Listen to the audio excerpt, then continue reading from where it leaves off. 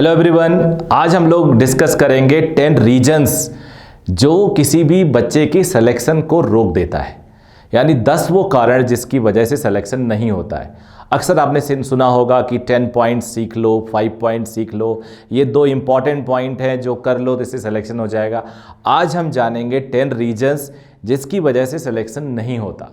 आप सब लोग famous American scientist Thomas Alva Edison के बारे में जानते होंगे, जिनके नाम से करीब करीब 1093 पेटेंट्स हैं, जो बहुत बड़ी बात होती है। किसी भी साइंटिस्ट के लिए एक सपना होता है। उन्होंने, कहते हैं, एक पागल बच्चे ने बल्ब का आविष्कार किया था। तो उन्होंने 10,000 एक्सपेरिमेंट करने के बाद बल्ब बनाया था। तो उन्होंने बोला, हमने 10,000 बार में फेल नहीं हुआ, 10,000 मुझे रीजन्स पता है जिससे बल्ब नहीं बनते। तो इसी तरह से आज हम लोग 10 रीजन्स जानेंगे जिसकी वजह से सिलेक्शन नहीं होते। 10 रीजन्स क्या क्या है? Casual approach, will do it later approach, chill nature, irregular attendance in the class, escapism, wrong friendship, unplanned study method, over confidence, ignoring past paper pattern of the examination, believe in virtual source. तो ये जो 10 sources हैं, ये सारे के सारे अगर हम डिटेल में जान लें और इनको हम दूर कर लें अपने से, तो दुनिया की कोई ताकत आपका सिलेक्शन नहीं रोक सकती। या उन बच्चों का जिनका सिलेक्शन नहीं हुआ, उनसे आप बात करना, कहीं ना कहीं इन 10 रीजन्स में सारे के सारे उनके साथ हो सकते हैं। 1-2 हो सकता है या 3-4 हो सकते हैं। तो सबसे पहले जानते हैं what is casual approach. But before knowing casual approach, आप लोग इस चैनल को वॉच करिए, देखिए, और अपने सारे वीडियोस मैं आपको स्क्रीन पे देने वाला हूँ। ये सारे आपके हित के लिए, स्टूडेंट के लिए, बेसिकली सारा का सारा चीज़ स्टूडेंट के लिए समर्पित है।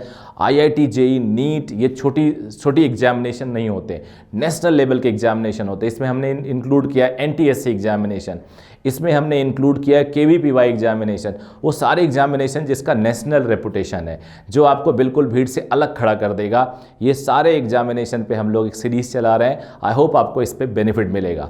तो स्टार्ट करते हैं casual approach. Casual approach generally हम सबके अंदर कभी ना कभी आ जाती है। तो कैजुअल अप्रोच से बचे कैसे, और ये कैजुअल अप्रोच होता क्या है? जैसे कि टीचर जो आपको क्लास में सिखाता है, आप कई बार उसको इग्नोर कर देते हैं कि कर लेंगे, हो जाएगा। चलो, आप क्लास में लेट पहुंच रहे हो, टीचर ने आपको बोला भाई लेट क्यों हो, आज हमने एक बहाना बना दिया। अगले दिन फिर हम लेट आ रहे हैं, या फिर हम किसी दिन नहीं आ रहे हैं। घर पे कैजुअल, सो जाना, टाइम फॉलो नहीं करना, रूटीन फॉलो नहीं करना, ये सब कैजुअल अप्रोच आता है। और ये पॉइजन है किसी भी बड़े सक्सेस के लिए। फिर एक आता will do it later approach. Will do it later क्या है? हर बार आप टाल जाते हो हर चीज़ को, बिना पढ़े आए, क्लास में आ गए लेकिन पढ़ाई नहीं की। क्लास से जाने के बाद एक रूल होता है, मैंने कई वीडियो बनाया है कैसे सिलेक्शन ले, उसमें बताया है कि उस दिन आपको ज़रूर पढ़ना है। जैसे आप खाना खाने के बिना नहीं सोते, उसी तरह से बिना काम कंप्लीट किए क्लासरूम का आप सोओगे नहीं बच्चे। ये सब पॉइंट जो मैं आपको दे रहा हूँ, खुद रिसर्च करता हूँ, लिखता हूँ, रिकॉल करता हूँ, फिर आपको लिख देता हूँ। तो आप कभी भी इस तरह का अप्रोच कि बाद में कर लेंगे, चलो आज सो जाते हैं, आज नींद आ रही, कल पढ़ लेंगे, ये जो रिलैक्स करते हो, विल डू इट लेटर, ये आपका एक पॉइजन का काम करता है। नोट्स आपने रफ में लिखा क्लास में, सोचा घर पे जाके फेयर कर लेंगे, घर पे मौका नहीं मिला, अभी पिछला रिवाइज कर लेता हूँ, आज वाली चीज़ बाद में पढ़ लूँगा। तो आपने देखा होगा कि कई बार हम लोग चैप्टर नंबर 5 पे हैं, सपोज करो क्लास में, और हम घर पे रिवाइज कर रहे हैं चैप्टर नंबर 1। तो 1 रिवाइज कर रहे हैं क्योंकि हमें नहीं आता था, और 5 जो आज पढ़ाया जा रहा है चैप्टर नंबर 5, वो हम छोड़ दे रहे हैं क्योंकि अभी हम 1 रिवाइज कर रहे हैं। तो फिर हम जब 6 क्लास में होंगे तो मे बी हम 2 रिवाइज कर रहे हो घर पे, हम 7 क्लास में होंगे तो मे बी हम 3rd रिवाइज कर रहे हो। तो इस तरह से कोई भी अच्छे से रिवाइज नहीं होगा, आप किसी पे प्रेजेंटली नहीं चल सकते। इसका एक तरीका होता है कि आप प्रेजेंट चीज़ पे फोकस करो, पास्ट को ग्रेजुअली कंप्लीट कर लो जो मिसिंग है। फिर उसके बाद एक चिल नेचर होता है, ये आजकल के बच्चों में बड़ा देखा जाता है। अरे रिलैक्स रहते हैं, कोई टेंशन नहीं, अबे अभी क्या करना, फिर कर लेंगे, अबे घूम लेते हैं चल के, अबे तू बहुत पढ़ रहा है यार। तो दोस्त जो आपस में होते हैं, आप लेट तक सोते हो, आप सोचते हैं यार कोई बात नहीं, कोई टेंशन नहीं, फिर से कर लेंगे, आज संडे, आज इंजॉय कर लेते हैं, आज ऐसा करते हैं क्लास बंक कर लेते हैं, वीडियो देख लेंगे घर पे, आजकल डिजिटल भी चल रहा है। तो ये जो चिल नेचर है, ये पढ़ाई में नहीं चलता बेटा आप लोग का। फिर इरेगुलर अटेंडेंस इन क्लास, आज आ गए कल नहीं आए, कल घर पे कोई काम था, परसों एक शादी थी, उसके बाद एक पूजा थी, कोई ना कोई रीज़न है, अब क्लास में अटेंडेंस नहीं है रेगुलर। अब बीइंग अ फिजिक्स टीचर मुझे पता है कि अगर आप सपोज लॉज ऑफ मोशन मैंने स्टार्ट किया अपनी क्लास में, लॉज ऑफ मोशन का पहला लेक्चर अगर आपने मिस किया, believe me you are going to miss next 4-5 classes, आपको समझ में नहीं आएगा, या वो कॉन्फिडेंस नहीं आएगा throughout laws of motion जो आना चाहिए। तो क्लास में अटेंडेंस मस्ट है। Similarly with chemistry, maths, bio group के हो तो बायो, आपका हर लेक्चर कनेक्टेड होता है। आप कैसे बीच का कनेक्शन लूज कर सकते हो? एक चेन के एक लिंक हटा दो, देखो चेन टूट जाती है। तो irregular attendance is also very bad. Escapism क्या होता है? एस्केपिज्म मतलब भागना। अब भागना क्या होता है? ये बहुत बड़ा कॉज है सिलेक्शन ना होने का। कई बार हमारे मार्क्स टेस्ट में नहीं आते। अब मार्क्स टेस्ट में नहीं आते तो क्या करना होता है? इंट्रोस्पेक्ट, कॉन्सेप्ट का रिवीजन, एक साइकिल बताया था कि आप पढ़ो, टेस्टिंग करो, उसके बाद मार्क्स से एनालाइज करो, फिर पढ़ो, टेस्टिंग करो, इस तरह से। अगर आपके मार्क्स नहीं आ रहे हैं फिर भी आप रिलैक्स हो, यू जस्ट थिंक कि आप बाद में कवर कर लोगे, या फिर आपको लगता है कि चलो बाद में देख लेंगे, दोबारा रिवाइज कर लेंगे, तो आप भाग रहे हो रियलिटी से। आप कॉन्सेप्ट क्लास में आंसर नहीं कर पाते, आप सॉल्व धीरे धीरे करते हो, आपके सारी क्लास के बच्चे सॉल्व कर लेते हैं, आप 2 मिनट में करते हो, बाकी बच्चे 1 मिनट में कर लेते हैं, और उसके बाद में भी आपको कुछ नहीं हो रहा है, तो you are escaping with the reality and believe me you have to pay for it in future. तो escapism should not be there. अब आ जाते हैं अगले पॉइंट पे, रॉन्ग फ्रेंडशिप। ये रॉन्ग फ्रेंडशिप क्या है? रॉन्ग फ्रेंडशिप के ऊपर तो बहुत सारी बातें हैं। फिजिक्स का भी कॉन्सेप्ट है, सेम पोटेंशियल के साथ रहो तो कंफर्टेबल रहोगे। Energy always flow from high potential to low potential. Energy हमेशा हाई पोटेंशियल से लो पोटेंशियल की तरफ फ्लो करती है। तो जब अगर हमें कम आता है और हम अच्छे ज्ञानी लोगों के साथ रहते हैं तो ज्ञान हमारे पास फ्लो करता है। ज्ञान हमेशा ऊपर से नीचे की तरफ आता है। जैसे पानी ऊपर से नीचे की तरफ फ्लो करता है, चार्ज हमेशा हाई पोटेंशियल से लो पोटेंशियल फ्लो करता है, वैसे ही नॉलेज भी ऐसा ही होता है। अब इस पे कबीरदास ने कई दोहे बोले हैं।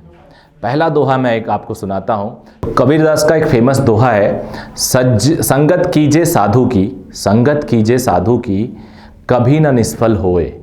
संगत कीजे साधु की, कभी न निष्फल होए, लोहा पारस परसते, सो भी कंचन होए। इसका मतलब हुआ लोहा पारस परसते सो भी कंचन होए।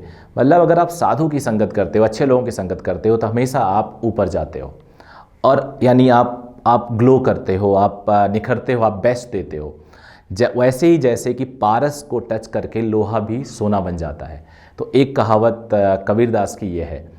एक और दोहा है कबीरदास का, सज्जन सो सज्जन मिले, होए दो दो बात, गधा सो गधा मिले, खाए दो दो लात। वैसे गधा नहीं वहाँ पे लिखा, गहदा लिखा था, मीनिंग यही था। इसका मतलब हुआ अच्छे लोगों के साथ रहोगे तो अच्छी बातें होंगी, खराब लोगों से साथ रहोगे तो आपको पता है क्या होती है। ये अपने आप क्लियर एक्सप्लेनेशन है। एक और कबीरदास का दोहा, संगति सो सुखया उपजे, कुसंगति सो दुख होए। संगति सो सुखया उपजे, कुसंगति सो दुख होए, कह कबीर तह जाइए, साधु संग जहीं होए। तो इसका मतलब ये हुआ कि हमेशा संगत अच्छों की रखोगे तो सुखी रहोगे, बुरे की संगत रखोगे तो दुखी रहोगे। कबीरदास ने कहा है कि ऐसी जगह जाइए जहाँ पे अच्छी संगत हो। तो संगत पे इतने अच्छे दोहे हैं, कबीरदास के दोहे हैं, और भी कई सारे दोहे हैं जो इस बात को, तुलसीदास के दोहे हैं, इस बात को बताते हैं कि अगर आपकी फ्रेंडशिप अच्छी होगी तो वो फ्रेंडशिप नेचुरली आपको आगे लेके जाएगी। आप सबको अच्छी तरह से पता है कि पास्ट हमें फ्यूचर के बारे में बताता है। तो ये जो लोगों ने बोला है वो नेचुरली अच्छी बात बोली है, ऐसा तो है नहीं कि गलत बात है। अभी तक ये प्रासंगिक है और ये बहुत पुरानी है, उसके बाद भी अभी भी लोग फॉलो करते हैं। उसके बाद आ जाते हैं अनबैलेंस्ड सिलेबस कवरेज। ये अनबैलेंस्ड सिलेबस कवरेज थोड़ा टेक्निकल टर्म है। इस अनबैलेंस्ड सिलेबस कवरेज को हम ऐसे समझ सकते हैं कि जैसे आप सबको पता है मैकेनिक्स एक टॉपिक है। मैकेनिक्स एक टॉपिक है जिसमें आजकल क्वेश्चन पहले से भी इम्पॉर्टेंट होता, थोड़ा टफ माना जाता है, और उसमें से 17-18% क्वेश्चन जेईई और नीट में आते हैं।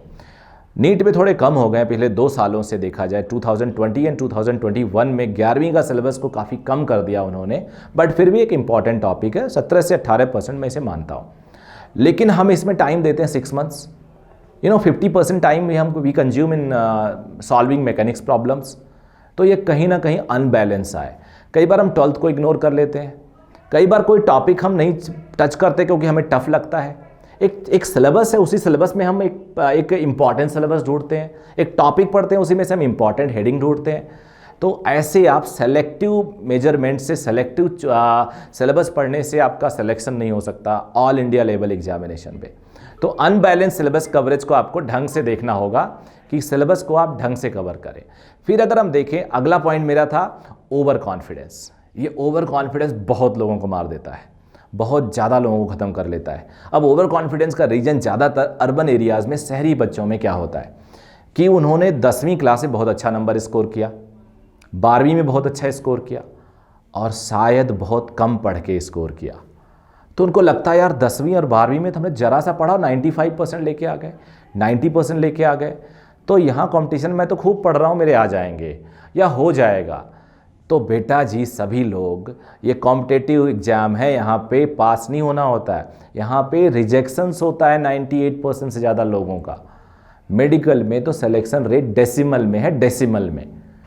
तो यहाँ पे आप ये सोच के कि हमने 11th-12th में तो ऐसे मस्ती में की थी 95% स्कोर हो गया, या रिलेटिव मार्किंग है, रिलेटिव स्कीम है, आपकी रैंकिंग आनी चाहिए, आप मेरिट में होने चाहिए, तब आपका सिलेक्शन हो जाएगा, तभी हो पाएगा। तो ओवर कॉन्फिडेंस आपको मार देता है। फिर ignoring past pattern of examination, ये ignoring past pattern of examination हमें किल करता है। ये सारे 10 के 10 पॉइंट बहुत रिसर्च करके मैंने बनाए।